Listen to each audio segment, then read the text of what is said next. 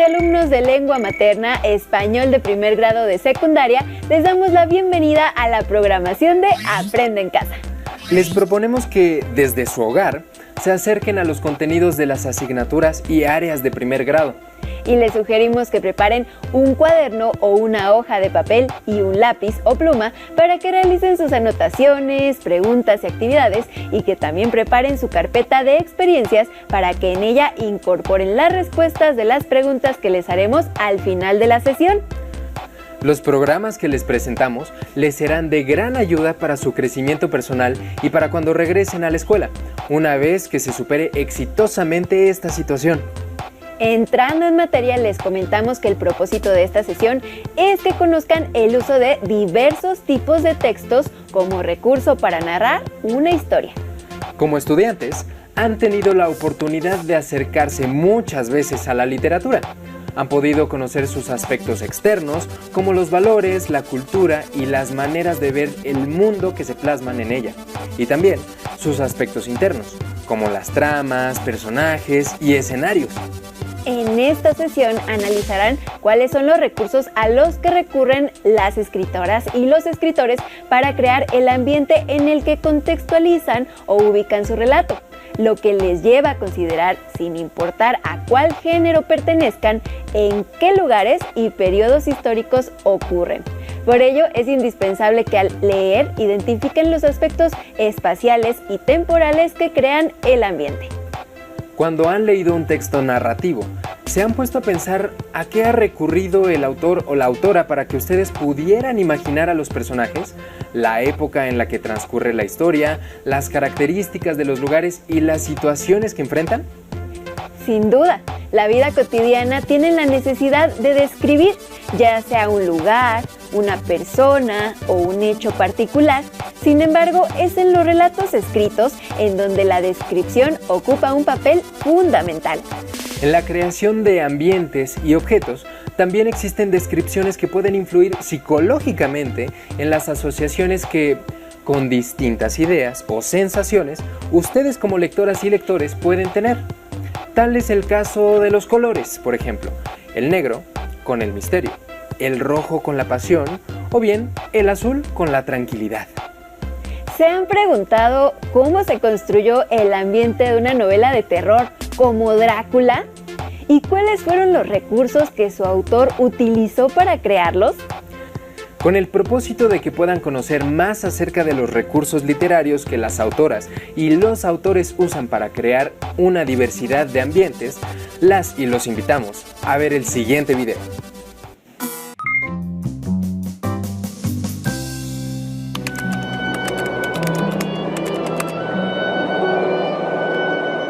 En los bosques, casi siempre.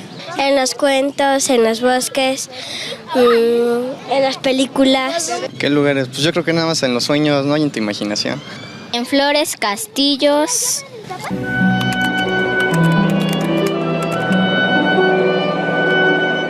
Una hada. No sé, un duende. No sé, a lo mejor un príncipe. Ariel. ¿Por qué? Porque me gustaría ser una sirena.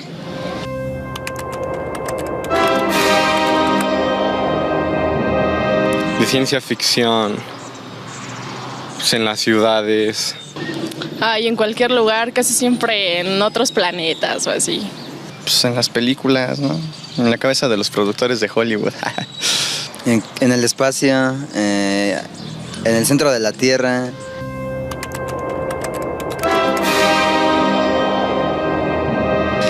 Pues no sé, a lo mejor y sueños guajiros, ¿no? Porque pues aparecen así un buen de cosas que dices, pues qué onda, esto ni pasa en la realidad, pero pues igual, ¿no? Se vale soñar.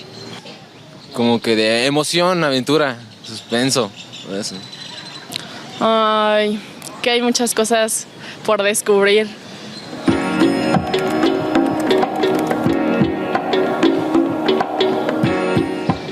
En ciudades grandes, metrópolis, no sé, como Nueva York, Tokio, ¿no? Así.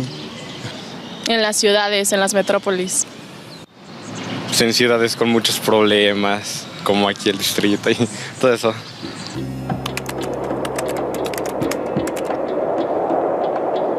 Los ambientes son opacos, yo diría. y te dan la sensación de querer aportar algo a la humanidad.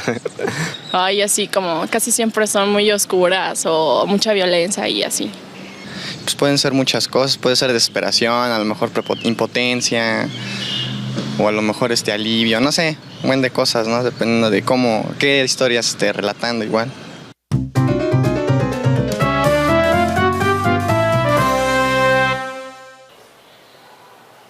Estamos en compañía del doctor Vicente Quirarte, quien nos orientará sobre cómo se construye el ambiente de un relato de terror.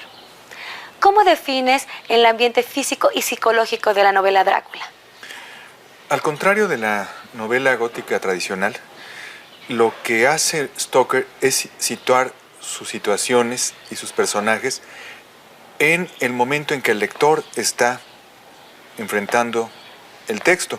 Es decir, que él nos sitúa, bueno, si bien la novela comienza en los Cárpatos, después se traslada a Londres y todo ocurre en lugares y en fechas, en restaurantes, en oficinas de abogados, en hospitales, que son familiares a un lector de ese momento. Ese es el gran secreto de Drácula y que me parecería un elemento fundamental para construir cualquier relato de terror. ¿Qué es lo que hace tan memorable, entre otras cosas, la novela Aura de Carlos Fuentes? El hecho de que la sitúe en la casa de Donceles.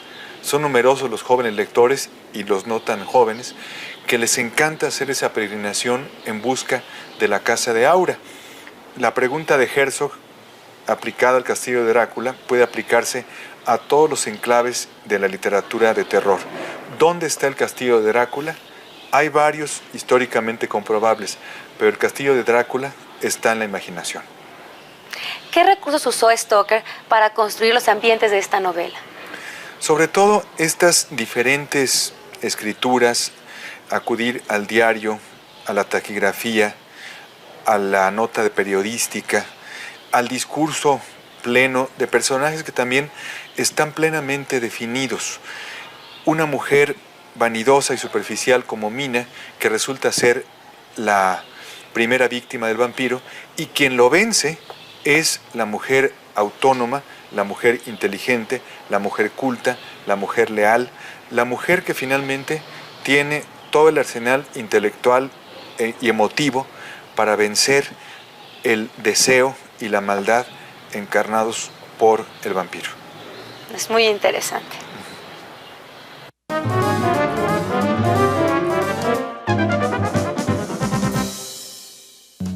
En la vida cotidiana, muchas veces tenemos la necesidad de hacer la descripción de una persona, un lugar o una situación particular. El sospechoso es un hombre de complexión mediana, de aproximadamente 40 años de edad, con cara redonda y medio calvo, cejas semipobladas y arqueadas. Su piel es morena clara, con ojos medianos y de color oscuro, y tiene bigote. Mide aproximadamente 1,70 m de estatura y un peso aproximado de 75 kilos. Ella es muy alegre y simpática. Tiene unos ojos enormes, los más grandes y bonitos que he visto. Tiene una linda sonrisa y una hermosa cabellera negra. Las descripciones son parte fundamental de un relato escrito. Algunos autores hacen uso de descripciones detalladas para caracterizar los objetos, las texturas, las formas, los colores, la vegetación, incluso la hora del día. Otros escritores solo mencionan los elementos mínimos para causar en sus lectores un efecto determinado. Por ejemplo, una habitación vieja y oscura, rechinidos de puertas y telarañas pueden bastar para crear un ambiente misterioso e inquietante. Los colores que se mencionan en un relato influyen en la creación del ambiente, pues psicológicamente los lectores los asocian con distintas ideas, objetos y sensaciones. Observen los siguientes colores y pongan atención en las sensaciones que les causan. Ahora, mientras observan, escuchen estas composiciones musicales.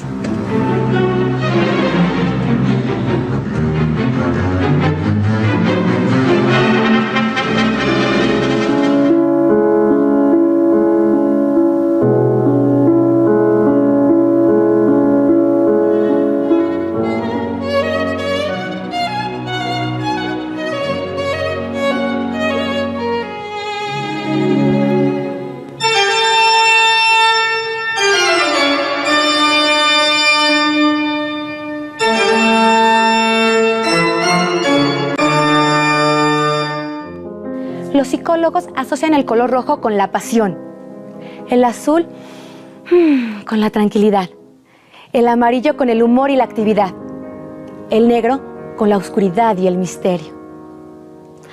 Para describir la luz, los colores y los sonidos en un relato, podríamos usar nuestra imaginación y narrar qué ocurre debajo de un cielo rojo, un bosque con matices amarillos, una habitación azul o una montaña ennegrecida.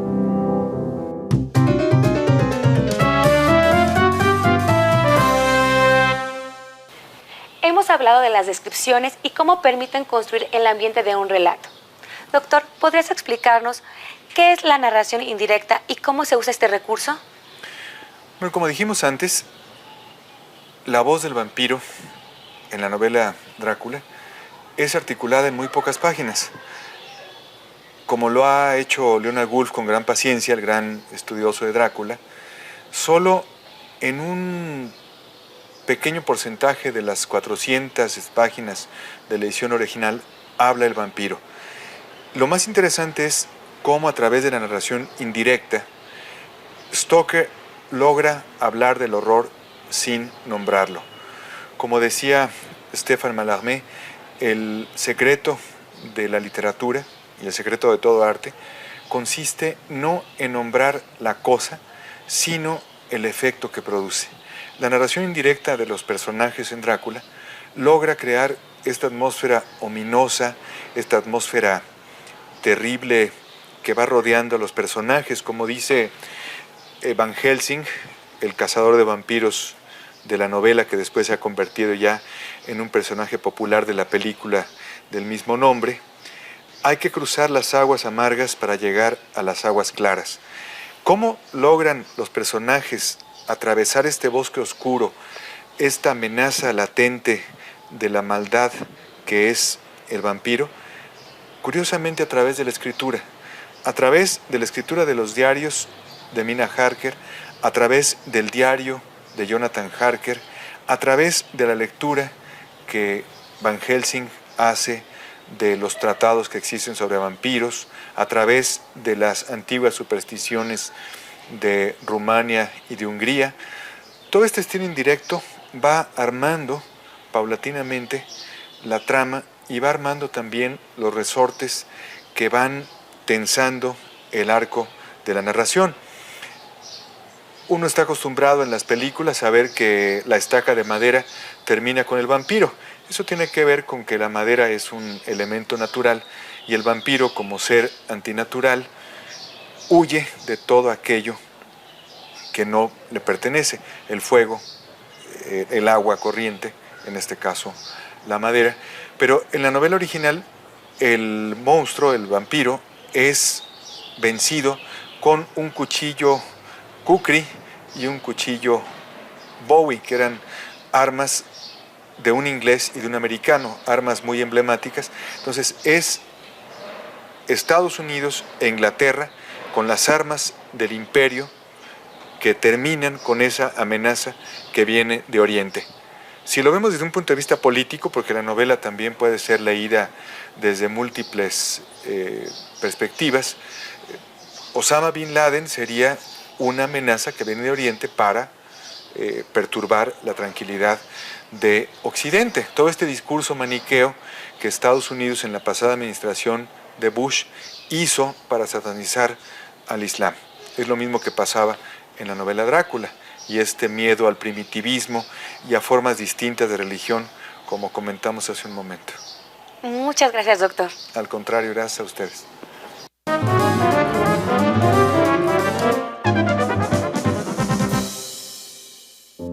Distinguida señorita, escribo a ruegos del señor Jonathan Harker, quien no se encuentra bastante fuerte para hacerlo en persona, aunque su salud mejora. Hace casi 6 semanas se encuentra bajo nuestros cuidados, convaleciente de una violenta encefalitis. Llegó desde Klausenburg y necesitará unas semanas de descanso en nuestro sanatorio de la montaña. Me habla mucho de usted y dice que pronto será su esposa. Les deseo toda la felicidad del mundo. Ha sufrido una impresión horrible. según afirma nuestro doctor, y en sus delirios decía cosas espantosas. Hablaba de lobos, de venenos y de sangre, de espectros y demonios y cosas que no me atrevo a mencionar. Habrá de tener usted cuidado al hablar con él.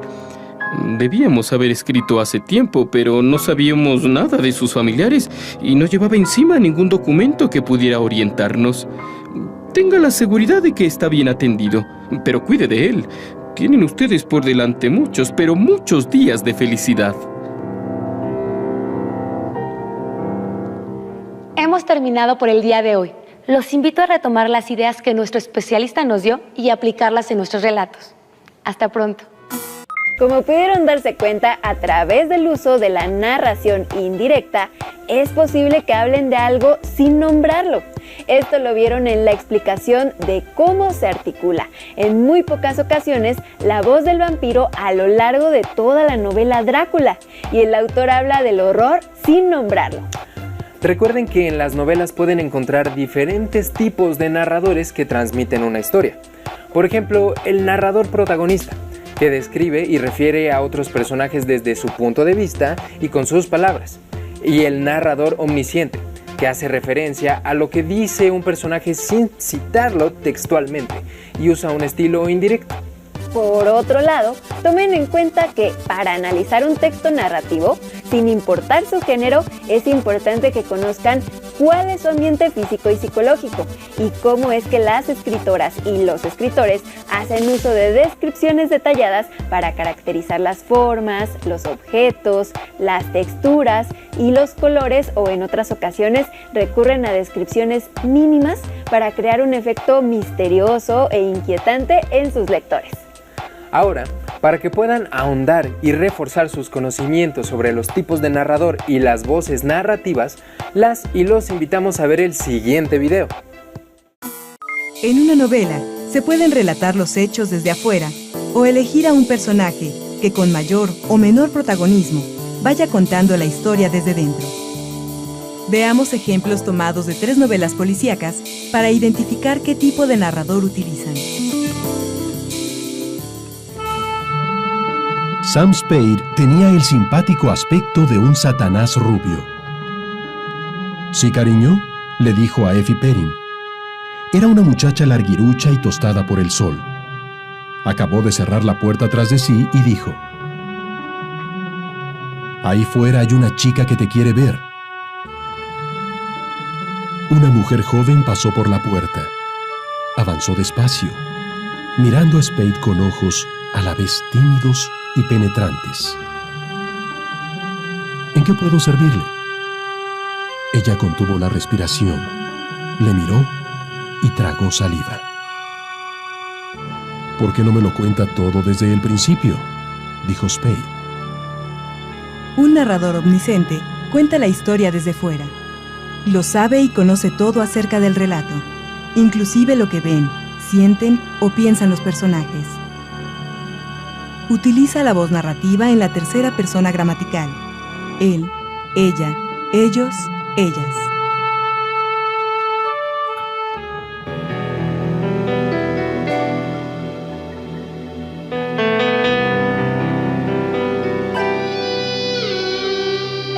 Mi nombre es Mandrake.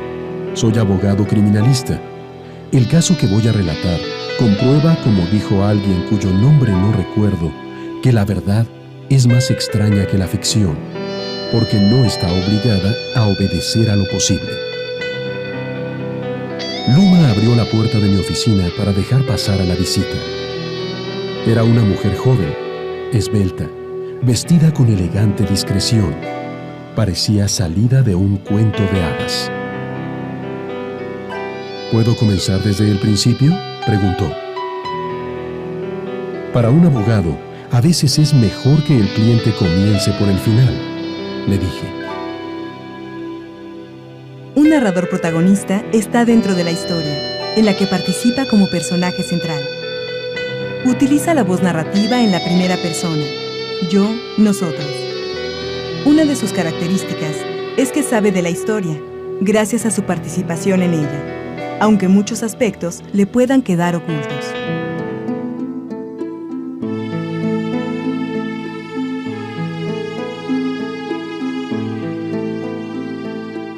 nuestra patrona entró con una tarjeta que entregó a Holmes. Miss Mary Morstan leyó en la tarjeta: «Diga a esta señorita que pase». «No, no se marche usted, doctor», dijo dirigiéndose a mí. «Quiero que presencie la entrevista». Lentamente entró Miss Morstan en la habitación. Era una joven rubia de regular estatura, cuidadosamente vestida. Me fijé en que cuando cogió la silla que le tendía a Sherlock Holmes, toda ella era presa de una violenta emoción. Holmes se frotó las manos y una viva curiosidad se dibujó en su cara. «Veamos. Hable usted», dijo secamente. Finalmente, el narrador testigo está dentro de la historia y participa en ella, pero como observador. Utiliza la voz narrativa en la primera persona cuando participa en la historia, y la tercera persona cuando solo describe lo que observa. Otra particularidad de este tipo de narrador es que solo puede conocer los acontecimientos en los que estuvo involucrado, o aquellos que le han sido relatados por alguien más. Tomando en cuenta lo anterior, ¿qué tipo de narrador tiene la novela La Perla de John Steinbeck? Como vieron en el video anterior, hay una relación entre el tipo de narrador y la forma en que se genera el ambiente, y eso ayuda a afianzar el género del texto que estén leyendo. Será útil que intercambien con su familia sus interpretaciones de textos narrativos, como los cuentos clásicos, policíacos, de ciencia ficción o de terror que más les gusten y sean de su interés. Así podrán conocer diferentes puntos de vista y criterios que les enriquecerán para continuar con otras lecturas. Tengan presente que el atractivo de la literatura es, sobre todo, su valor para conectarlas y conectarlos con sus emociones. Para llevar a cabo este intercambio, pueden organizar una tertulia literaria, la cual consiste en una reunión informal en la cual las y los participantes comparten su interés por un tema literario. Este tipo de actividades les puede ayudar a fomentar el respeto por otros puntos de vista, así como la responsabilidad que implica dar opiniones y comentarios. Las y los invitamos a anotar y responder las siguientes preguntas. ¿En qué tipo de ambientes les gusta que ocurran las novelas? ¿Qué género narrativo prefieren? ¿Cuál es su personaje favorito de algún texto narrativo que hayan leído? ¿Conocen cuáles son las preferencias literarias de sus amigas, amigos y familiares? ¿Qué texto narrativo les gustaría compartir en una tertulia literaria? Posteriormente, a partir de alguna de las preguntas anteriores, elaboren una reseña de un texto narrativo que hayan leído. También comenten lo que hayan aprendido con su familia y recopilen sus notas, respuestas y reflexiones en su carpeta de experiencias para compartirlas con sus compañeras, compañeros y docente cuando regresen a la escuela. Finalmente les recomendamos realizar la lectura de El horrible sueño de Harriet del autor Anthony Horowitz, la cual forma parte del acervo de los libros del rincón de la biblioteca escolar. Recuerden que mantener la sana distancia es también protegerse. No se pierdan las siguientes sesiones de Aprende en Casa. ¡Hasta la próxima!